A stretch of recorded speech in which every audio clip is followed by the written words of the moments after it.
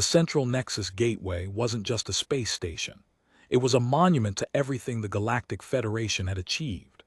50 kilometers of spinning rings, each one housing millions of beings from across 200 known species. A cathedral of progress, if cathedrals could orbit gas giants and have artificial gravity that felt exactly like home no matter where home happened to be. I'd been stationed there for 3 years as a junior xenology analyst. Not the most glamorous position, but it paid well enough, and the view from the observation deck never got old. That particular morning, I was watching the approach of the Pathfinder, a human diplomatic vessel that had just completed its maiden voyage from the outer reaches. "Still can't get used to them, can you?" my supervisor, Vextel, said from behind me. His carapace clicked softly as he moved, a sound I'd learned to associate with amusement. I turned from the viewport. "Is it that obvious?" Vextel's compound eyes reflected the starfield. "You've been staring at that ship for 10 minutes. The coffee in your hand went cold 5 minutes ago." I looked down at the cup and grimaced. He was right. They're just different. Every other species we've encountered we've been able to categorize, predict, but humans. Ah, the eternal mystery. Vextel's mandibles twitched in what passed for a smile among his kind. That's precisely why the Council wanted one of them here. First human to serve on the Nexus Diplomatic Corps. Quite the honor. Or quite the disaster waiting to happen. Always the optimist, aren't you, Chen? I was about to respond when the station's proximity alarms chimed softly. The Pathfinder had entered the approach lane, its running lights blinking in the standard Federation sequence. Through the viewport, I could see the ship's hull, sleek, angular, utterly utilitarian compared to the ornate designs favored by most Federation vessels. Humans, from what I'd learned, didn't believe in wasting resources on aesthetics when functionality would do. "Let's go," Vextel said. "The welcoming committee needs to be in place. Councillor Thrix wants to make a good impression." We made our way through the station's corridors, the familiar hum of the environmental systems filling the silence between us. The station was entering its day cycle, and the corridors were filling with beings of all shapes and sizes. A trio of Vorthan traders with their distinctive bioluminescent stripes. A group of Klee pilgrims, their crystalline forms catching the light. A solitary Zorn, floating in its pressurized suit, its tentacles drifting lazily beneath the transparent dome. Every single one of them had been scanned, cataloged, and classified. That was the Federation way. Knowledge was power, and power was safety. The Nexus system had been built on that principle, a massive database containing the biological, psychological, and cultural profiles of every known sentient species. All except one. The arrival bay was already packed when we got there. Councillor Thrix stood at the center of the delegation, his 8 legs planted firmly on the polished floor, his central eye swiveling to take in every detail of the approaching ship. Around him, the other delegates fidgeted in their various ways, some adjusting their ceremonial robes, others grooming scales or feathers. "Ah, Analyst Chen," Thrix said as I approached. His voice had that particular quality that made it impossible to tell if he was pleased or irritated. "Good of you to join us. I trust you've prepared the cultural briefing documents." "Yes, Counselor. All translated into the human's primary language as requested."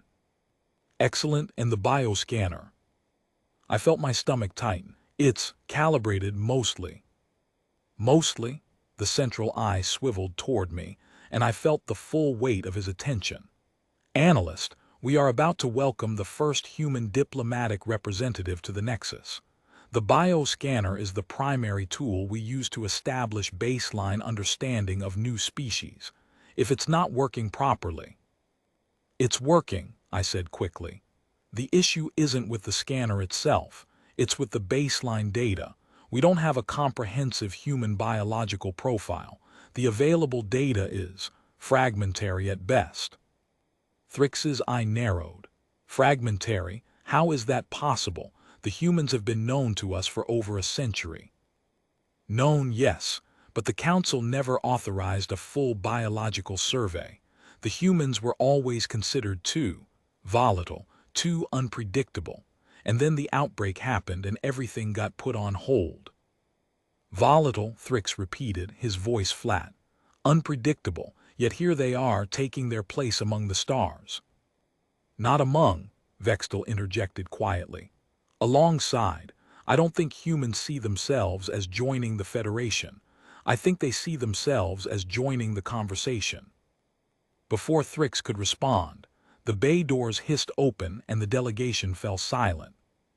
The human delegation emerged from the airlock in standard diplomatic formation. 3 individuals, all dressed in matching dark blue uniforms that seemed to absorb light rather than reflect it.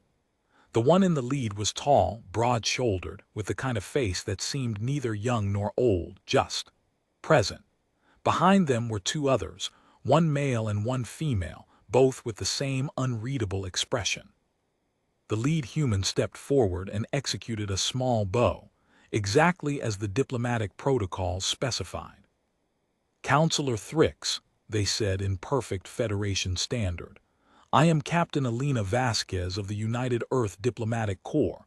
On behalf of humanity, I thank you for this welcome." I watched Thrix's reaction carefully. The human had perfectly replicated the formal greeting, including the subtle head tilt that indicated respect among Thrix's species, a detail that most new delegates got wrong for years. "I am Counselor Thrix," Thrix replied, his voice warmer than I'd ever heard it. "On behalf of the Galactic Federation, I welcome you to the Central Nexus Gateway. We have prepared quarters for you and your delegation. Once you're settled, we can discuss the schedule for—" "Actually," Vasquez interrupted smoothly, "if it's not too much trouble, I'd like to begin with the initial bioscanning. Our scientists have been eager to contribute to the Federation's database, and we don't want to waste any time." There was a moment of silence. In 3 years at the Nexus, I'd never heard a delegate interrupt Counselor Thrix. The other delegates shifted uncomfortably. But Thrix, to his credit, simply nodded. "Of course. Analyst Chen here has prepared the scanning suite, if you'll follow us." I led the way to the bioscanning facility, trying to ignore the presence of the humans walking behind me. They moved differently than any species I'd seen. Not just their gait, which was perfectly bipedal and, from what I knew, typical for their kind. It was the way they took in their surroundings. Their eyes moved constantly, cataloging everything, missing nothing. "Analyst Chen," Vasquez said from behind me, "you've been studying our species." I hesitated. "As much as the available data allows, Captain." "And what have you concluded?" "That's a complicated question." "I'm a complicated being." I turned to look at her, surprised by the response. She was smiling, a human expression of warmth that I'd only seen in files, but there was something else in her eyes, something that looked almost like challenge. "Complicated is one word for it," I said carefully. "I think I'd use unpredictable instead." Vasquez laughed, a sound that was surprisingly pleasant. "You know, that's the nicest thing anyone said to me since I got here." Chapter 2: The Scanning Chamber. The bioscanning facility was one of the most advanced pieces of technology in the known galaxy. Designed by the Cerebrians, a species whose entire evolutionary path had been dedicated to the pursuit of knowledge, it could analyze a subject's biological, psychological, and genetic makeup in less than 30 seconds. It could determine species, gender, approximate age, metabolic function, and even personality tendencies. It was, for all intents and purposes, a complete biological profile in a box. And it had never once failed. The chamber itself was a domed room, its walls covered in scanning nodes that could detect everything from cellular activity to emotional states. In the center was a simple platform, marked with the Federation's standard "Stand Here" indicator. Above it, the main scanner array hummed quietly, waiting. I'd calibrated the system 3 times that morning, checking every connection and running every diagnostic I could think of. The problem wasn't the technology, it was the data. The human entry in the Federation database was barely a paragraph long, filled with qualifiers and caveats that made it virtually useless. Unknown metabolic parameters. I muttered under my breath. Highly variable emotional range, poorly understood genetic composition, unknown. What was that? Vextel asked. Nothing, just reviewing the calibration logs. The humans had arrived at the scanning chamber with the same composed efficiency they'd shown at the docking bay. Vasquez and her two companions had taken in the room with that same cataloging gaze I'd noticed earlier, their eyes moving over every surface, every piece of equipment. Impressive, Vasquez said. This is Cerebrian technology, isn't it? Originally, yes, Thrix replied, though we've made significant improvements to the design over the years. Funny, we've got the same version back home, more or less. The Cerebrians shared it with us about 15 years ago. Vasquez turned to me. One of the first things we did with it was to run a full-scale biosurvey of Earth. Every species, every ecosystem. Took about 5 years to compile the data. I felt something cold settle in my stomach. You completed a full planetary survey. Of course, why wouldn't we? Because the Federation has been trying to get human survey data for over a century. Every request has been denied or delayed. Vasquez's expression shifted slightly. I'm sure there's a reason for that. Indeed, Thrix interjected smoothly. The humans were understandably cautious about sharing their data with the Federation. Now that they've joined us, however. They haven't joined anyone, Vasquez said flatly. Humanity is a sovereign species. We've simply chosen to open diplomatic relations with the Federation. There's a difference. The room fell silent again. I watched as Thrix's central eye narrowed, a clear sign of displeasure. But before he could respond, Vasquez stepped onto the scanning platform. We can debate the semantics later, she said.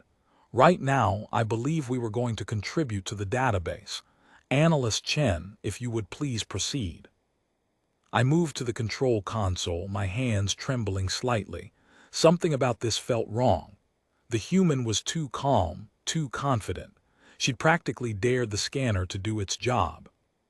Beginning scan, I announced, my voice carrying the weight of official protocol. I activated the system. The scanner hummed to life, bathing the room in a soft blue light. Holographic displays appeared around Vasquez, showing the various parameters of the scanning process. I could see the familiar patterns that appeared with every scan, the genetic markers, the physiological metrics, the neurological readings. But something was wrong. Analyst, Vextel said quietly, is the scanner functioning properly? I stared at the displays, my mind refusing to process what I was seeing. The genetic markers were there, yes, but they were chaotic. Multiple readings overlapped each other, impossible patterns that contradicted everything we knew about biology. The physiological metrics were cycling through ranges I'd never seen. Heart rate, body temperature, metabolic rate, all shifting in patterns that seemed almost deliberate. And then I saw the strength reading. Every scan in the Federation's history had produced a clear metric for physical strength. It was measured on a standardized scale, with the most powerful species, the Vorthan, at 8.7, clearly defined. On that scale, humans were supposed to be a 2.3, competent but unremarkable. But the display in front of me was showing something else entirely. The indicator didn't stop at 2.3. It didn't stop at 5 or 7 or even the maximum of 10.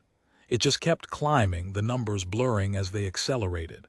12,415, 822.1, 35,748.2, 63.9. I heard someone gasp, maybe it was me. And then, with a sound like shattering glass, the display shifted. The familiar numeric readings vanished, replaced by a single line of text in angry red letters. Limit unknown. The warning blared across all screens. a deep, resonant alarm that filled the room. Emergency lights flashed as automated systems tried to reconcile what the scanner had found. Error messages cascaded across my console. Data corruption. EXCEDDPARAMETRS. System override. Unknown subject. What's happening? Thrix demanded. Analyst Chen, report. I couldn't speak. My eyes were fixed on the display, on that impossible phrase, limit unknown. In 3 years of working with this scanner, I'd never once seen that message. I'd never even heard of it. Vasquez remained perfectly still on the platform, her expression unchanged. Is there a problem, analyst? The scanner, I managed. It's not reading you properly. There must be some kind of equipment failure. There's no failure, Vasquez said calmly. I've been scanned before, the results were similar. Thrix moved forward, all 8 legs clicking against the floor in agitation. Explain this. How is it possible that a sentient species can't be properly scanned? This technology has been perfected over centuries. I'm sure it has, Vasquez replied. But here's the thing about humans, counselor. We don't fit into categories very well. Every human being is different. Every human being can adapt to almost any situation. The scanner is trying to pin us down, to put us in a box we were never meant to fit in. That's not an explanation. It's the only one I've got. Vasquez stepped off the platform, walking toward Thrix with that same steady, unreadable expression. Look, I know this is hard for you. The Federation is built on order, categorization. If it doesn't fit your system, it's a threat. But here's the thing we've learned over and over again. The thing that saved us every time. She paused, her eyes meeting Thrix's central gaze. The only thing a human has to be afraid of is what humans are capable of. We've been fighting each other for our entire existence, counselor. We've created weapons that could destroy whole worlds. We've survived plagues, famines, wars, and the very real possibility that we would be the ones to wipe ourselves out. And every single time, we've found a way through. Through what? Thrix asked, his voice quieter now. Through thinking differently, adapting, finding a way to turn our weaknesses into strengths. That's why the scanner can't get a reading on us. We're not a fixed species. We're a species that's constantly changing, constantly reinventing ourselves. Vasquez smiled, but it wasn't a warm smile. It was something more complicated. That's what we've come to share with you, not our strength or our technology or our resources, our potential. Chapter 3, Aftermath. The scanning incident caused an immediate uproar. Within hours, word had spread through every corner of the Nexus. A species with no fixed parameters. A species that the Federation's most advanced technology couldn't categorize. A species with the potential to be anything and do anything. The emergency meeting was called for the next morning. All council members attended, along with representatives from every major Federation species. I was there as the lead analyst, still trying to make sense of the data that had been recorded, or, more accurately, the data that hadn't been recorded. The readings were impossible, I told the gathered assembly. The scanner registered parameters that shouldn't exist. It attempted to categorize the subject, and when it found itself unable to do so, it triggered an emergency override. What does that mean exactly? Asked Representative Kelthar, a member of the Cerebrian delegation. It means the scanner was trying to protect its programming. It found a subject that didn't match any known classification, and instead of attempting to force a category, it flagged the subject as an unknown variable. Unknown variable, Thrix repeated, his voice flat. We're talking about a species of roughly 10 billion beings. They can't all be unknown variables. That's the thing, I said slowly. According to the partial data we did manage to collect, they might be. Every human is different at a level that goes beyond individual variation. They don't have a fixed biological baseline. Instead, they have potential, the ability to adapt to almost any environment, to become almost anything. Kelthar shifted in his chair. That's not how biology works. Living beings are defined by their physical limits. You can't simply choose to be stronger or more intelligent or more resilient than you were born to be. Humans seem to disagree, Vextel interjected. I've been reviewing their historical records. They've had civilizations that collapsed and rebuilt themselves. They've had individuals who overcame impossible physical and mental challenges. They've adapted to everything their planet threw at them. And they've done it not because they were the strongest or the fastest or the smartest. They did it because they refused to believe they couldn't. This is dangerous thinking, Thrix said sharply. You're talking about a species with no limitations, no boundaries. How can you negotiate with something like that? You negotiate with them the way you negotiate with anyone, Vasquez said from the doorway, by talking to them. The room went silent as the human walked in. She was wearing civilian clothes this time, a simple dark tunic and trousers that seemed designed for comfort rather than ceremony. Her expression was calm, but there was something in her eyes that made me nervous. I wasn't invited to this meeting, she continued, but I think I should have been.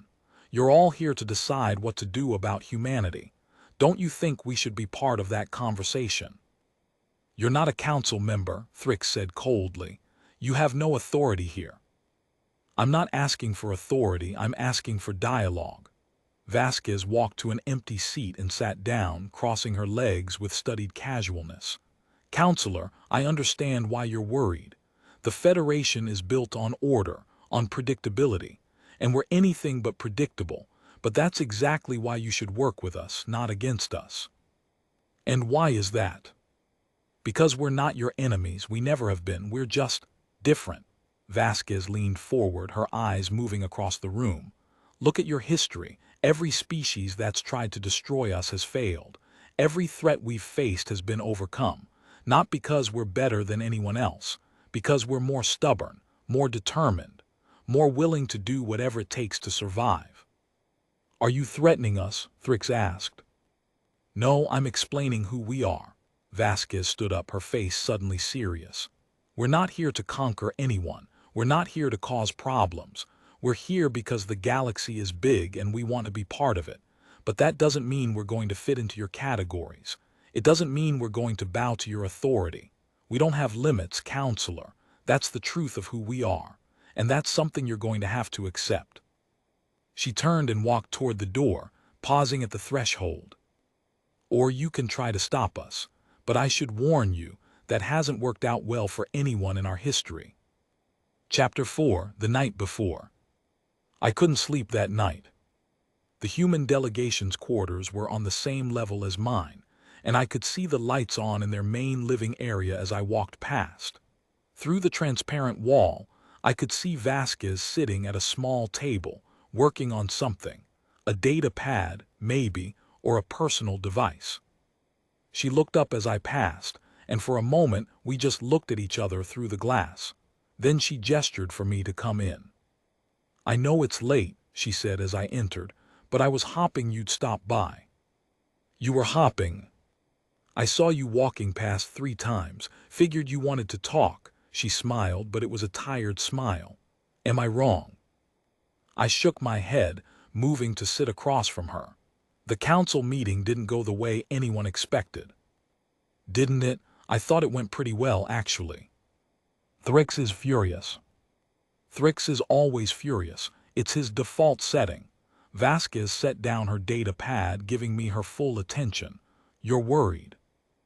I'm confused and concerned, and maybe a little bit afraid.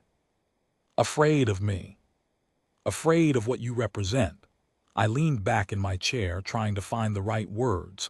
Every species in the Federation has its place, its role, its limitations. That's how we coexist. That's how we avoid conflict. But you. We're a wild card, Vasquez finished. I know. It's more than that. You're a species that can't be categorized, can't be predicted, can't be controlled. And you're telling us you just want to be part of the conversation. But how can we trust you when we don't understand you? Vasquez was quiet for a long moment.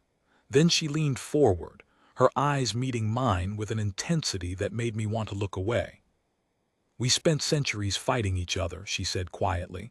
World wars, ideological conflicts, genocide. We almost destroyed ourselves more times than I can count, and every time we found a way to pull back from the brink, not because we were wise or good or better than anyone, but because we learned from our mistakes. Slowly, painfully, but we learned. She paused, and when she spoke again, her voice was even quieter. Out there in the galaxy, there are things that could destroy us, species that would see us as a threat to be eliminated, forces that we can't even imagine. But we faced the worst that our own species could throw at us, and we survived. That's what the scanner picked up on. That's why it couldn't define us. We've got nothing to prove and everything to lose. I thought about her words for a long time. Then I asked the question that had been burning in my mind since the scanning incident. If the scanner can't read you, then how do you know what you're capable of? Vasquez smiled again, but this time it was different. It was the smile of someone who'd been carrying a weight for a very long time. We don't, she said simply. That's the point. Every time we think we've reached our limit, we find out we can go further. Every time we think something is impossible, we prove ourselves wrong. The limit isn't a number, Chen. The limit is what we haven't tried yet. I felt something shift in my understanding. Something that had been there all along, but I'd been too focused on the data to see.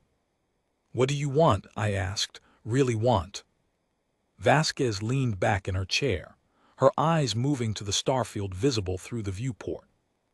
We want to explore, to learn, to become part of something bigger than ourselves. That's what drives us. That's what we've always been chasing. She looked back at me.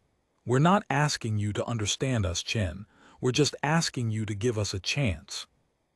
And if we can't, if the council decides you're too dangerous, then we'll find another way. We always do. Part 2, The Investigation. Chapter 5, The Council's Decision. The council convened 2 days later in the Grand Chamber. Every major species was represented, their delegates filling the circular room with a kaleidoscope of colors and shapes. The atmosphere was tense. I could feel it in the way the delegates moved, in the hushed whispers that filled the gaps between formal proceedings. Councillor Thrix opened the meeting with what was clearly a prepared statement. After careful consideration of the events of the past week, and after consultation with the heads of each major delegation, I have reached a preliminary conclusion regarding humanity's status in the Federation. He paused, his central eye moving across the assembled delegates. The human species presents a unique and unprecedented challenge to the principles upon which the Federation was founded.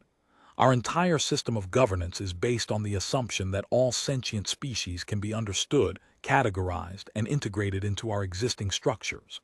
The humans, as we have seen, cannot be categorized in any meaningful way. Their physical capabilities are undefined. Their psychological profiles are inconsistent.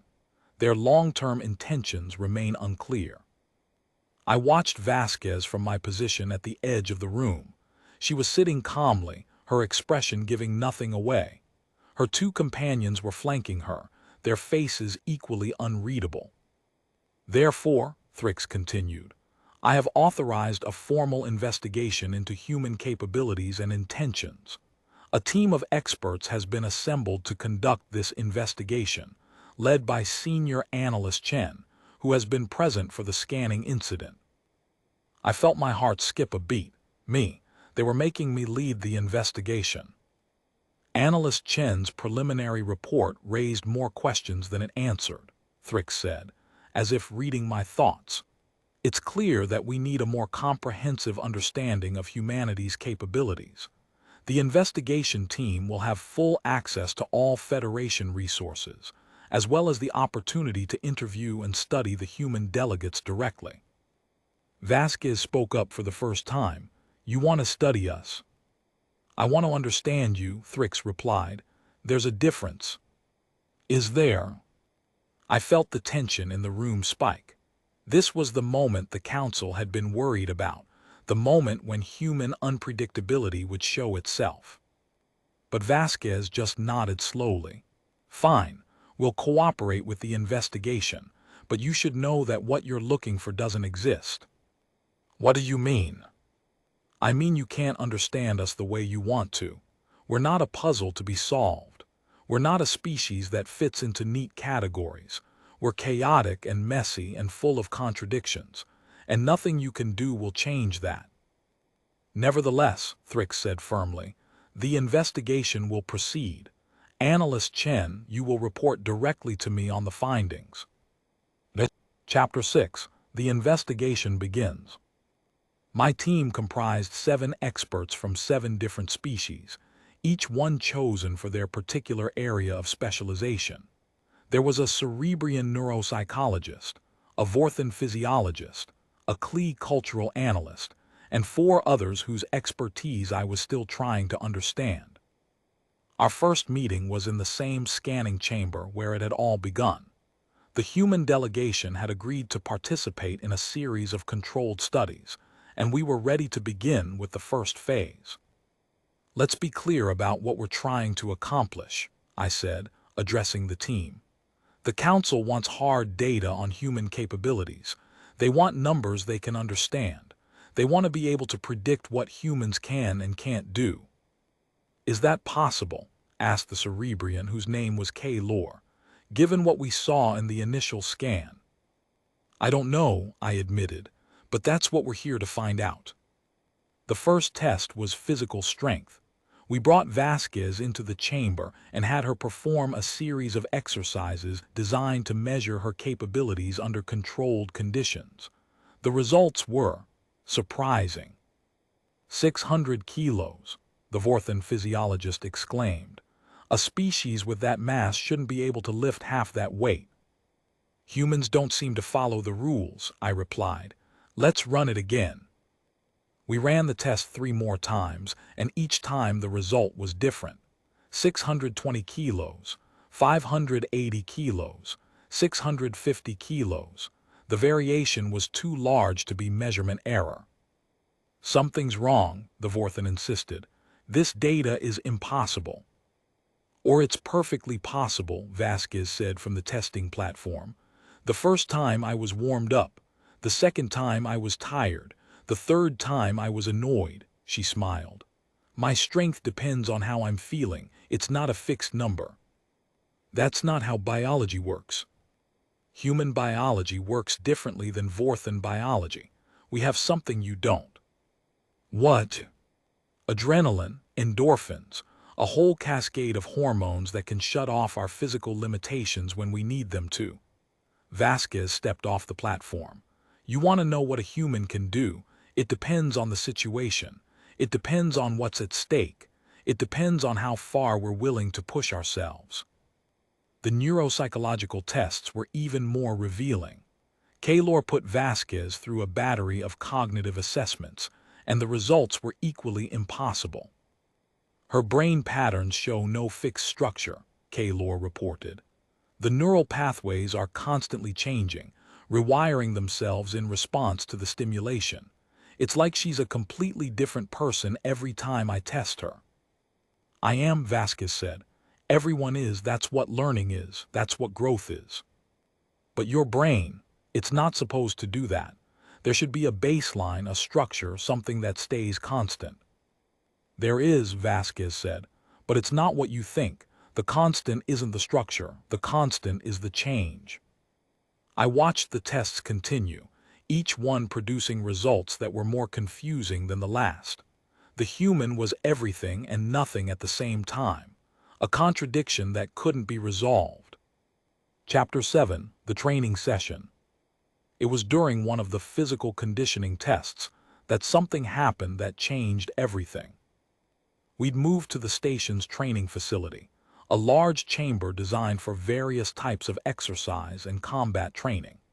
The idea was to test Vasquez's physical capabilities under more dynamic conditions, to see how she performed in real-time situations. The Vorthan physiologist had set up an obstacle course that was designed to challenge even the strongest species. Over 20 obstacles, each one requiring a different type of physical strength or agility. The course record was held by a Vorthan, who had completed it in 2 minutes and 14 seconds. "It's been a while since I did something like this," Vasquez said, stretching her arms, "but I'll give it a shot." She started strong, moving through the first few obstacles with surprising speed. But as she got to the middle of the course, something changed. She started to slow down, her movements becoming more deliberate, more careful. "Is she tired?" I asked. "No," Kaylor said quietly. "Look at her eyes. She's not tired, she's thinking." I watched as Vasquez navigated the course, and I saw what Kaylor meant. She was studying the obstacles, finding the most efficient path through each one. She wasn't just reacting, she was planning. "How long do you think she'll take?" I asked the Vorthan.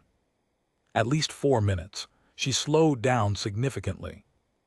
But then something unexpected happened. Vasquez reached the final set of obstacles and seemed to change. Her movements became sharper, faster.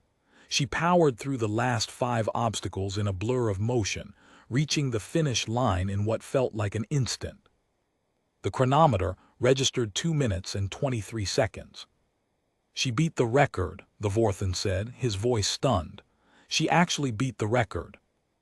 "No," I said slowly, "she didn't. She looked like she was struggling for most of it. She only beat the record in the last 10 seconds. "Exactly," Vasquez said, walking over to us. "I knew I couldn't maintain the speed for the whole course, so I waited. I conserved my energy, and then I pushed through when it mattered most." "You conserved, but you slowed down." "I wasn't slowing down, I was packing myself." Vasquez smiled. "That's what you're missing about humans. We're not just about brute strength. We're about strategy. We're about knowing when to push and when to hold back. We've been doing this for millions of years, competing with each other, learning to adapt. You think the scanner couldn't get a reading on me? You're right. Because the reading I give is different every time depending on the situation." Chapter 8: The Accidental Incident.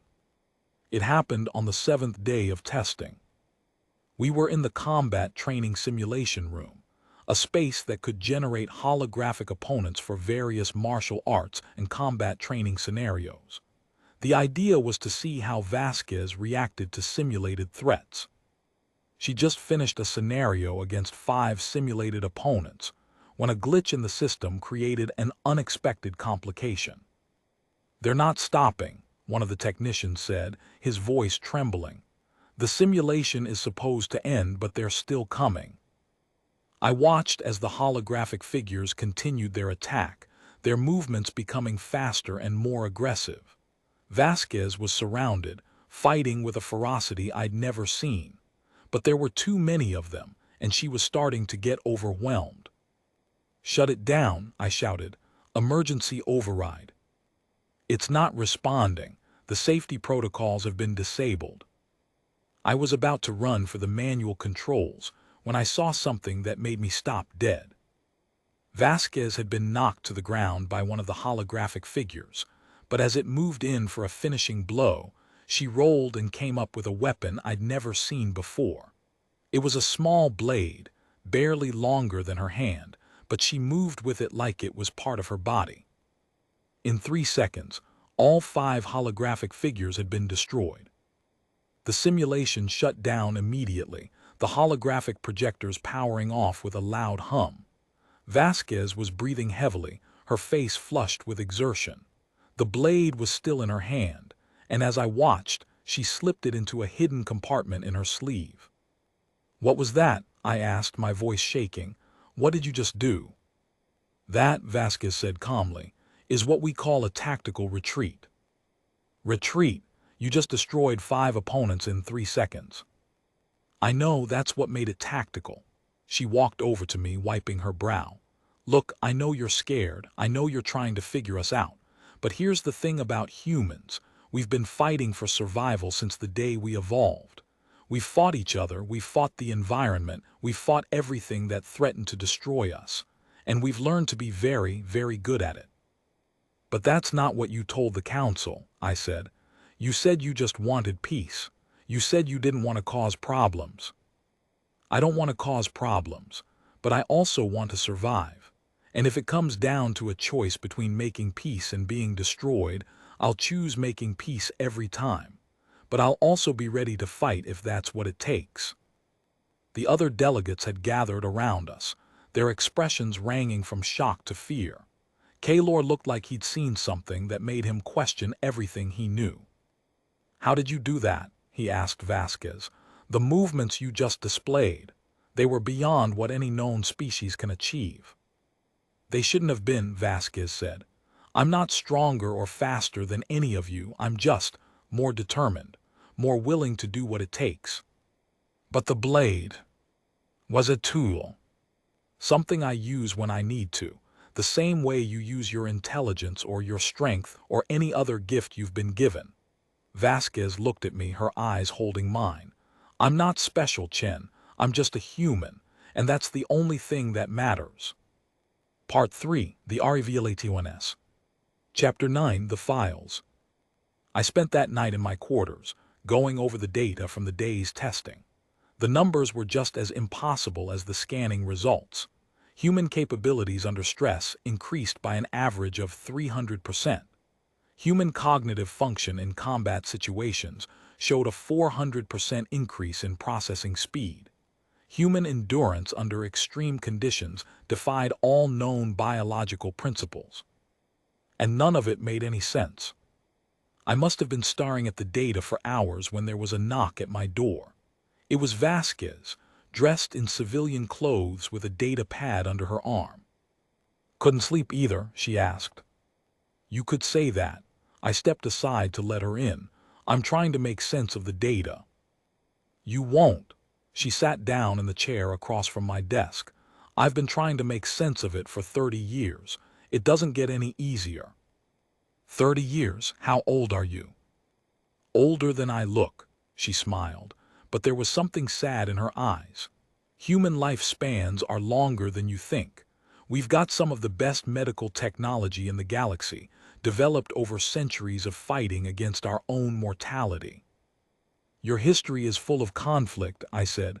"Why?"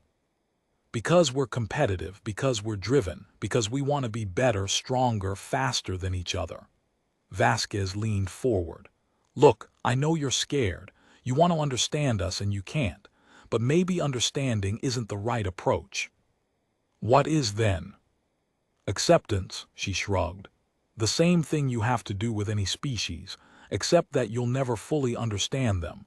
Accept that they're different. Accept that that's okay." Chapter 10, the turning point. The council meeting was called for the next day. I'd prepared a full report on our findings, but I wasn't sure what I was going to say. The data was too contradictory, too confusing, too impossible. But something had changed in me during the night. Something about what Vasquez had said, the idea of acceptance, of peace with the unknown. "The investigation has revealed something unexpected," I began, addressing the assembled delegates. "Something that challenges everything we thought we knew about sentient species." "The human limits are undefined," I said. "But that's not a threat.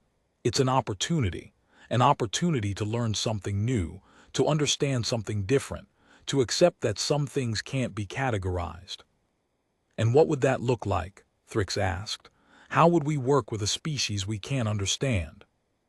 "With trust," I said simply. "The same way we work with any species. We trust that they want to cooperate. We trust that they're not going to hurt us.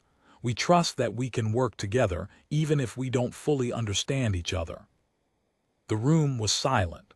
I could feel the weight of their eyes on me, the weight of the decision I was asking them to make.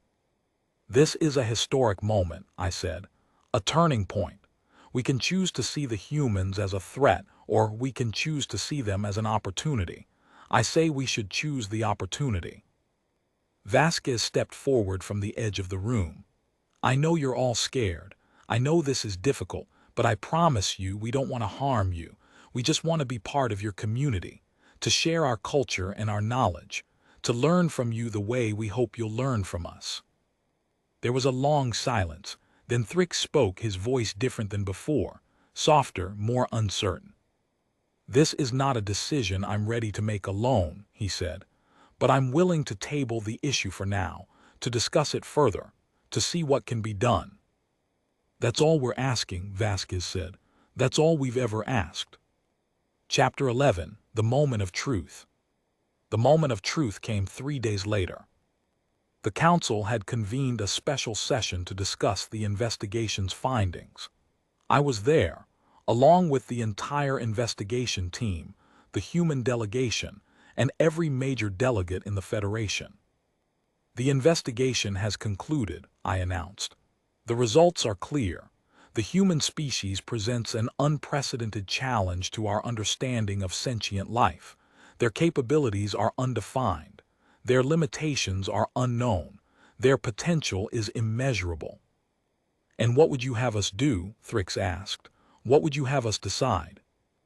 I would have us decide to trust them, to work with them, to see what we can build together rather than what we can't understand. There was a long silence.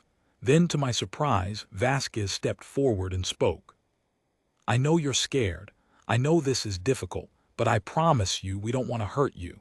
We just want to be part of your community, to share our culture and our knowledge, to learn from you the way we hope you'll learn from us.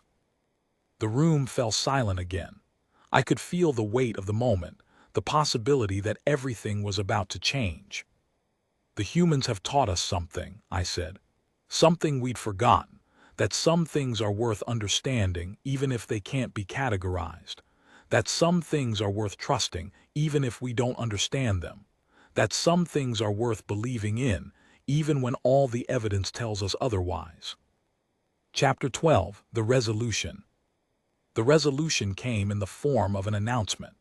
The Council had voted in favor of establishing formal diplomatic relations with humanity.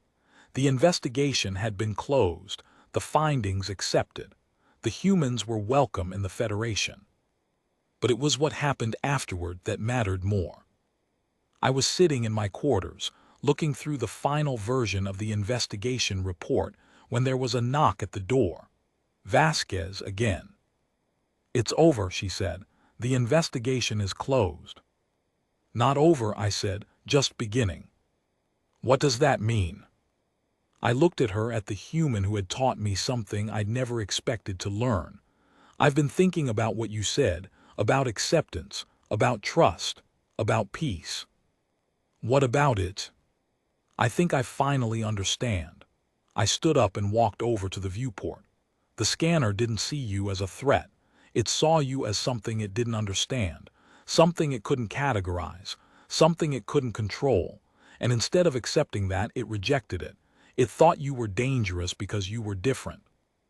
That's exactly the point, Vasquez said. That's the whole point of being human. We're different, we're dangerous, but we're also capable of so much more, so much better. I've been thinking, I said slowly, that maybe being human isn't about what you are. Maybe it's about what you could be, the potential inside you, the possibilities, the unknown. That's exactly right. Vasquez smiled, and for the first time I could see the hope in her eyes. That's exactly what being human means. Is that what you'd like to teach us, to understand? Not to understand, she said softly. To accept, to trust, to believe. Chapter 13, The New Beginning. I watched Vasquez as she walked away from the council chamber that day. She'd been accepted in a way I'd never expected. Not as a threat, but as a potential. Not as a danger, but as a promise. I thought about everything she'd told me, about acceptance, about trust, about believing in something you didn't understand.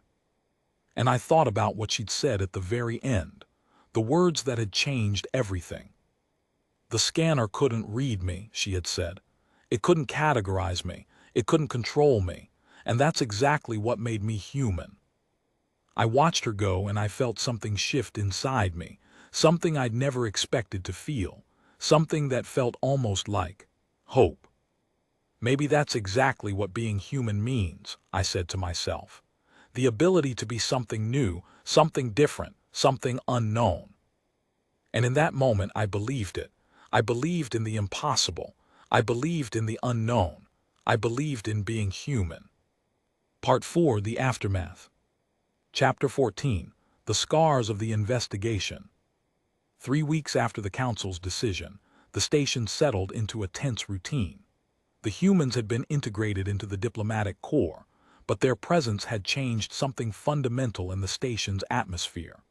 The conversations I heard in the corridors, the hesitations I saw in the eyes of other delegates, the careful way everyone watched the human delegation, it was as if the station itself was holding its breath. I found myself spending more time with Vasquez than I'd intended. There was something about her presence that made the tension bearable. She was calm, measured, always ready with a wry observation or a sharp insight. "You're nervous," she said one day as we walked through the market section of the station. "You're still waiting for something to go wrong." "Can you blame me?" "Not at all," she smiled, but there was a sadness in it. "I get it. You're waiting for the other shoe to drop, for some hidden threat to reveal itself, for us to show our true colors. Aren't you? I know what humans are capable of. I know the worst of us. I've seen wars and atrocities and things that would make you question everything you believe about sentient life." She paused, looking at a display of Klee crystal art. "But I've also seen the best of us. People who gave everything to help others. People who sacrificed themselves for complete strangers. People who chose kindness when it would have been easier to choose cruelty. And which are you?" "I'm both, just like everyone else. The good and the bad, the light and the dark, the strength and the weakness." She turned to me, her eyes meeting mine. "That's the thing about humans that your scanner could never capture. We're not fixed. We're not defined by our worst moments any more than we're defined by our best. We're everything at once, and that's what makes us impossible to predict." "The scanner saw you as dangerous." "The scanner didn't see anything. It just couldn't categorize me. And for a species that defines its safety by the ability to categorize, that's the same as being dangerous." "Do you think they'll ever trust you?" Vasquez was quiet for a long moment. "Trust is earned, Chen. It's not given, and it's not demanded. It's built over time through actions, through choices, through moments like this when we choose to be honest with each other even when it's uncomfortable." She smiled again, but this time it was different. It was the smile of someone who had seen too much to be surprised by anything. "I don't need them to trust me tomorrow. I just need them to keep giving us a chance. One day at a time." Chapter 15. The Diplomatic Incident. The incident happened on a quiet Tuesday morning. A delegation from the Zeker Empire had arrived at the station, 3 days ahead of schedule. The Zeker were one of the most powerful species in the Federation, known for their militaristic culture and their aggressive diplomatic style. Their arrival had been planned for months, but something had gone wrong, and now they were here, demanding an immediate audience with the Council. "They're furious," Vextel told me as we rushed through the corridors. "There's been some kind of misunderstanding about trade routes in the outer reaches. They're claiming that the humans have been interfering with their shipping lanes." "That's impossible. The humans don't even have ships in that sector." "We know that, but they've already made up their minds, and they're not interested in listening to reason." By the time we reached the council chamber, the situation had already escalated. The Zeker ambassador was standing in the center of the room, his ceremonial armor gleaming under the lights, his voice echoing off the walls. "Your precious humans have been interfering in our territory," he roared. "We demand an immediate explanation and restitution." The human delegation had arrived as well. Vasquez was standing at the edge of the room, her expression calm but her eyes sharp. She was flanked by her 2 companions, their faces carefully neutral. "What's going on?" I whispered to Kaylor, who had arrived before us. "The Zeker are claiming that human ships have been spotted in their territory. They're saying it's an act of aggression. But the humans don't have any ships in that sector." "I know, I've verified the ship registries. The ships the Zeker are describing don't exist." Kaylor's voice was tense. "But they're not interested in the facts. They're looking for an excuse to make an example of someone, and the humans are the easiest target." Vasquez moved forward, her steps measured and deliberate. Ambassador Vrel, I understand that you're upset, but I assure you, we had nothing to do with these supposed incidents. Your word means nothing, human. You think your new status gives you the right to ignore our territorial sovereignty. I don't think anything of the sort, Vasquez said, her voice calm. I think you've been misinformed, and I think if we work together, we can figure out what's really been going on. The ambassador's eyes narrowed. You dare to lecture me? I'm not lecturing anyone, I'm trying to help. Vasquez stepped closer, her hands spread in a gesture of peace. Look, I know we're new to this. I know you have every reason to be suspicious of us, but we came here to work with the Federation, not against it. And if there's been a misunderstanding, I want to clear it up. There's been no misunderstanding. The ambassador's voice rose to a near shout. Our sensors detected human ships in our territory. We have visual evidence. We have confirmed readings. And you expect me to believe that none of this happened? Of course not, Vasquez said. I'm not asking you to believe that. I'm asking you to let us look into it with you, to help you figure out who's really behind this. The ambassador stared at her for a long moment. Then something shifted in his expression, something that looked almost like confusion. Your strength, he said slowly. I can feel it. You're not afraid. You're not hiding anything. You're just present. Vasquez looked at him, and for a moment I saw something in her eyes, something ancient and powerful and patient. Strength isn't about being unafraid, ambassador. It's about being afraid and choosing to move forward anyway. It's about being scared and doing the right thing despite that fear. It's about knowing that you might fail and trying anyway. The room fell silent.